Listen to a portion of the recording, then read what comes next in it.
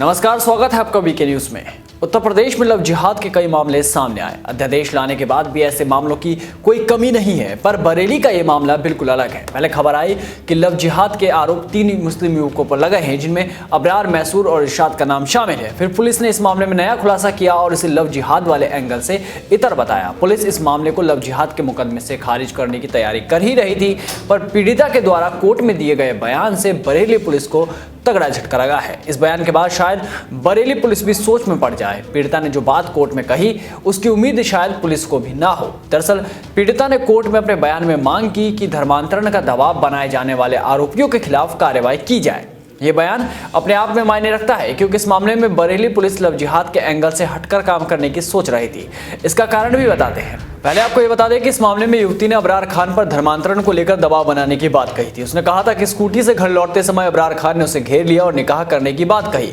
इस मामले में बरेली पुलिस ने नया खुलासा कर दिया था। एक रिपोर्ट के मुताबिक बरेली के एसएसपी रोहित सिंह सजवान ने कहा था कि आरोप गलत निकला है। जिस दिन की घटना बताई गई उस दिन आरोपी वहां मौजूद ही नहीं थे। युवती कुछ दिन पहले इन्हीं में से एक युवक के साथ दिल्ली चली गई थी। वापस आने पर घर वालों ने उसकी शादी भी कर दी थी। पुलिस के इस बयान के बाद हड़कंप मच गया था और अब जो बात युवती ने कही है वो हैरान करने वाली है। जानकारी के लिए बता दें कि जिले के कस्बा फरीदपुर के एक मोहल्ले की नर्सिंग की छात्रा ने 3 लोगों के खिलाफ 1 जनवरी को लव जिहाद का मुकदमा दर्ज कराया था। कई दिन बीत जाने के बाद भी पुलिस आरोपियों को गिरफ्तार नहीं कर सकी। इसके बाद हिंदू संगठनों ने थाने में हंगामा किया और आरोपियों की गिरफ्तारी की मांग तेज होने लगी। और अब पीड़िता ने कोर्ट में अपने बयान में कहा कि आरोपी अबरार शादी के लिए बाद भी पीछा नहीं छोड़ रहा था। ससुराल पहुंचकर उसने खूब हंगामा मचाया। उसने अपने भाइयों के साथ मिलकर छेड़छाड़ की और धर्मांतरण का दबाव बनाया। मना करने पर जान से मारने की धमकी दी। अब पुलिस का कहना है कि पीड़िता ने कोर्ट में बयान दर्ज करा दिए हैं। बयान के आधार पर आगे की कार्रवाई की जा रही है।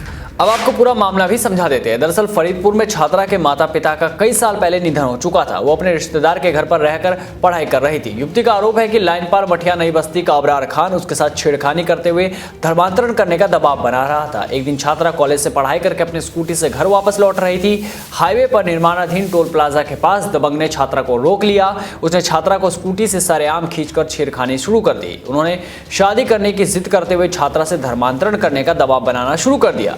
किसी तरह बचकर छात्रा घर पहुंची और घर वालों को इस बात की जानकारी दी, पर अबरार खान कहां मानने वाला था। वो अपने साथी इसरार और मैसूर के साथ तमंचा लेकर छात्रा के घर आ धमका। उन्होंने तमंचा लहराकर छात्रा और उसके परिवार को हत्या करने की धमकी दी। जैसे किसी फिल्मी कहानी में होता है, अबरार भी वैसे ही धमकाने लगा, पर घर वाले डरे नहीं। शुक्रवार को छात्रा परिजनों के साथ थाने पहुंच गई और अबरार और उसके साथियों के खिलाफ तहरीर दी। पुलिस ने छेड़खानी और लव जिहाद का मुकदमा दर्ज किया था।